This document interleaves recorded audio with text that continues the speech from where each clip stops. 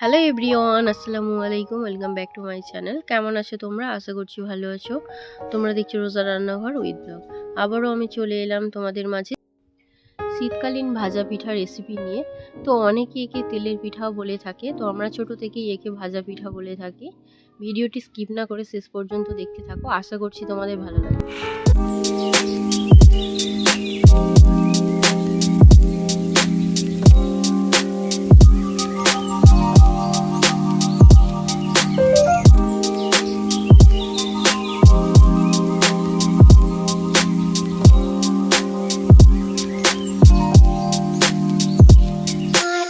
আজকে বানাবো ভাজা পিঠা। তো তার জন্য এখানে নিয়ে নিয়েছি 1 কেজি চালের গুঁড়ো, আর এখানে নিয়েছি ময়দা 500 গ্রাম ময়দা নিয়েছি, 1 কেজি চালের গুঁড়ো নিয়েছি, আর এদিকে একটা নারকেল কুড়ে নিয়েছি, নারকেলটাকে একটু পেস্ট করে নিয়েছি। খেজুরের গুড় নিয়েছি 1.5 কেজি। নিয়েছি নুন, মৌরি, তেজপাতা, এলাচ, দালচিনি, লবঙ্গ। গুড়টাকে প্রথমে ফুটিয়ে নেব, তার জন্য আমি গুড়টা হাঁড়িতে ঢেলে নিলাম। গুড়ের মধ্যে দিয়ে দিচ্ছি তেজপাতা, দালচিনি, লবঙ্গ, এলাচ। মৌরিগুলোও দিয়ে দেব। 1 চামচের মতো মৌরি নিয়েছি আমি। এবারে দিয়ে দেব পরিমাণ মতো নুন, আর দিয়ে দেব নারকেল কোড়া।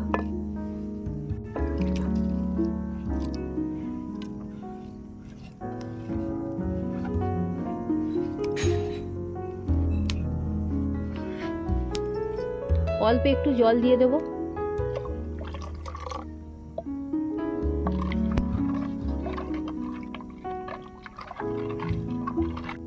এবারে এটাকে উনুনে বসিয়ে দেব। উনুনটা এদিকে মা জ্বালিয়ে নিয়েছে, এবার আমি হাঁড়িটা বসিয়ে দেব। এখানে কিছুটা আমি নলেন গুড় নিয়েছি, নলেন গুড়টাও দেব। তোমরা চাইলে নাও দিতে পারো। গুড়টাকে আমি গ্রেট করে নিচ্ছি।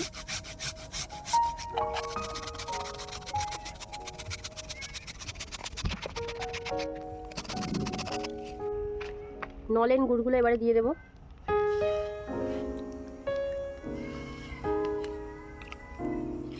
গুড় জলটাকে এবার আমি ভালো করে ফুটিয়ে নেব।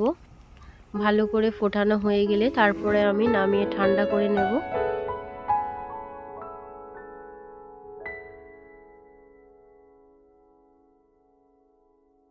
গুড় জলটা এদিকে ফুটে গিয়েছে, এবার আমি নামিয়ে নেব।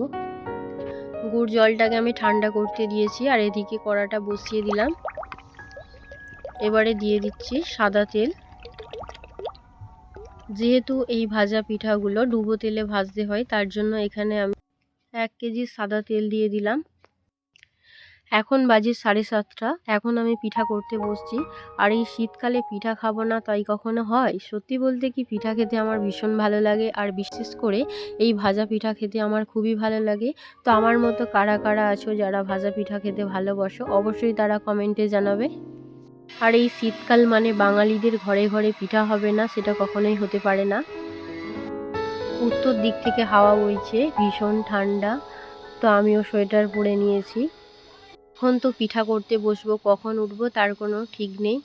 তো এদিকে দেখলে আটা আর ময়দাটা আমি মিক্সড করে নিলাম। এবারে আমি হাঁড়িতে দিয়ে দিচ্ছি। গুড় জলটা ঠান্ডা হয়ে গিয়েছে, এবার আমি আটা আর ময়দার মধ্যে দিয়ে দেব। একসঙ্গে আমি গুড়টা দিয়ে দেব না, অল্প অল্প দিয়ে আমি মাখিয়ে নেব। একসঙ্গে দিলে কি হয় বলো তো, হয়তো বেশি হয়ে যাবে। তো তার জন্য আমি অল্প অল্প গুড় দিয়ে মাখিয়ে নেব। যতটা প্রয়োজন হবে ততটাই দেব। চালের গুঁড়োর সঙ্গে গুড়গুলোকে ভালো করে আমি মিশিয়ে নেব। মিশিয়ে একটা সুন্দর ব্যাটার তৈরি করব।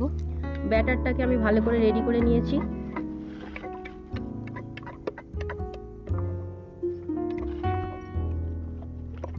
ব্যাটারের ঘনত্বটা আমি এরকম রেখেছি, সহজেই পড়ে যাচ্ছে, দেখতে পাচ্ছ।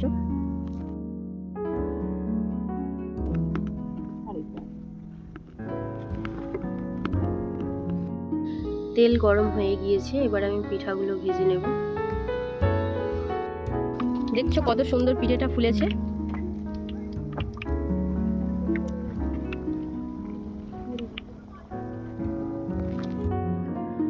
একটা পিঠা আমার ভাজা হয়ে গিয়েছে, এবার আমি তুলে নেব। এইভাবে আমি বাকিগুলো ভেজে নেব। তবে আজকে দুঃখের বিষয় একটাই রয়ে গেল। পুকুরের ওই পার থেকে 3টে মেয়ে যাচ্ছিল, তো তারা বলল, দিদি তোমার চ্যানেলের নামটা কি দেওয়া যাবে? আমি বললাম নিশ্চয়ই দেওয়া যাবে, কেন দেওয়া যাবে না, তোমরা এপারে এসো, পিঠা বানাচ্ছি, পিঠা খেয়ে যাও। তো তারাও এলো। দুঃখের বিষয় হলো সবেমাত্র আমি একটা কড়াতে দিচ্ছিলাম আর ওরা সেই সময় এসছে। ওদেরকে বললাম তোমরা একটু বসো, আমি পিঠা ভাজলে তোমরা খেয়ে যাবে, যেহেতু তখন সবেমাত্র আমি একটা কড়াতে দিয়েছিলাম আর ওদেরও তাড়া ছিল বাড়ি যাবার। ওরা বসলো না, বলল এখন 8টা বেজে গিয়েছে, আর দাঁড়াবো না, পরে এসে কখনো খেয়ে যাব। এই বলে ওরা তাড়াতাড়ি চলে গেল। মনে মনে ভাবছি যদি একটু সময় দিত, ততক্ষণ আমার 3-4টে ভাজা হয়ে যেত আর ওদেরও খাওয়া হতো, আমারও খুব ভালো লাগতো। 3-4টে তো দূরের কথা, একটাও ভাজার সময় দিল না। যাই হোক, ওদের জন্য ভীষণ মন খারাপ লাগছিল। আমার বাড়িতে কেউ এসে যদি না খেয়ে চলে যায়, আমার ভীষণ খারাপ লাগে। সত্যি বলতে কি, ধরো আমি একটা পিঠা খাচ্ছি, তো সেই মুহূর্তে আমার কাছে এসছে 4জন, তো এই 4জন মিলেই ভাগ করে আমরা এই একটা পিঠা খুব আনন্দ করে খেয়ে থাকি, ভীষণ মজা লাগে। এদিকে কথা বলতে বলতে আমার অনেকগুলো পিঠা ভাজা হয়ে গিয়েছে, দেখতে পাচ্ছ কত সুন্দর পিঠাগুলো ফুলছে। আর এদিকটা দেখো, চারিদিকে শুধু অন্ধকার। অন্ধকারের মধ্যে আমরা রান্নাঘরে বসে আছি, আমি, মা, বোন।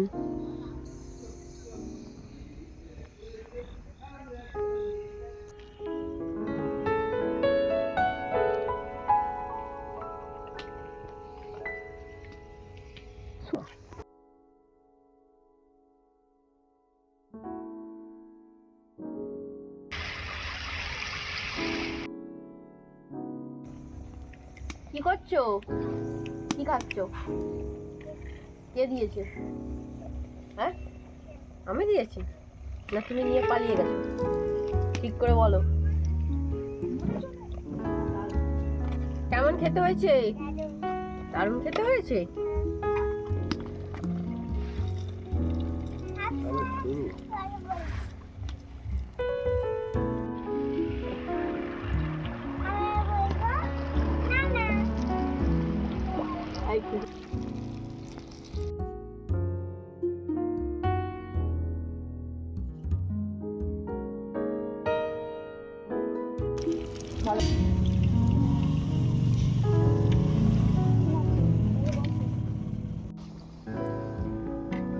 ওই লাইটটাতে পুকুরে দারুণ খেতে।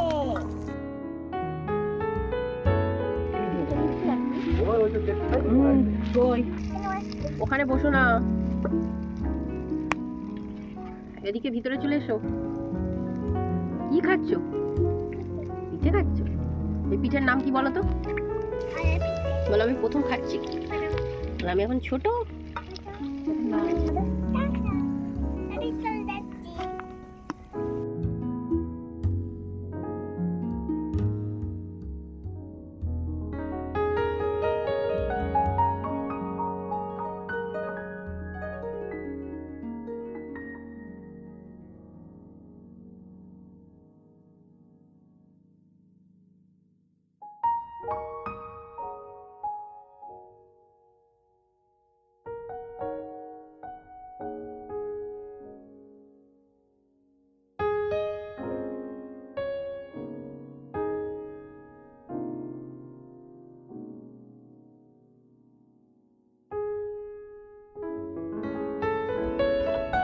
প্রথমে আমি অর্ধেকটা ব্যাটার রেডি করে নিয়েছিলাম, আবারও আমি বাকি চালের গুঁড়ো দিয়ে স্মুথ একটা ব্যাটার রেডি করে নিয়েছি।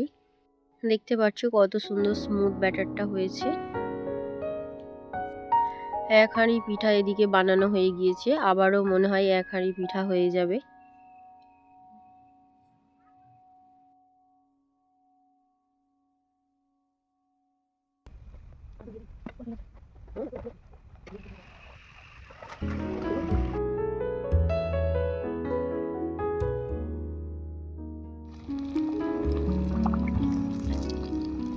কটা বাজে দেখি,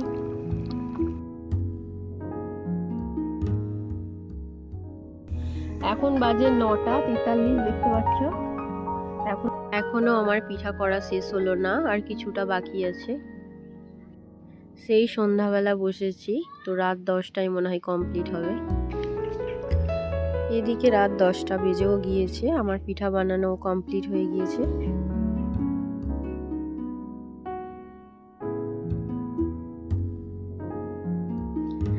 তো আজকে আমার পিঠার রেসিপি তোমাদের কেমন লেগেছে অবশ্যই কমেন্টে জানাবে।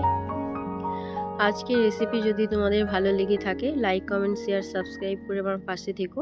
আর যারা ফেসবুক থেকে দেখছো অবশ্যই আমার পেজটাকে ফলো করে দিও। দেখা হচ্ছে আবারও নেক্সট অন্য কোনো রেসিপির সাথে। ভালো থেকো, সুস্থ থেকো, পরিবারের খেয়াল রেখো। বাই, আল্লাহ হাফেজ।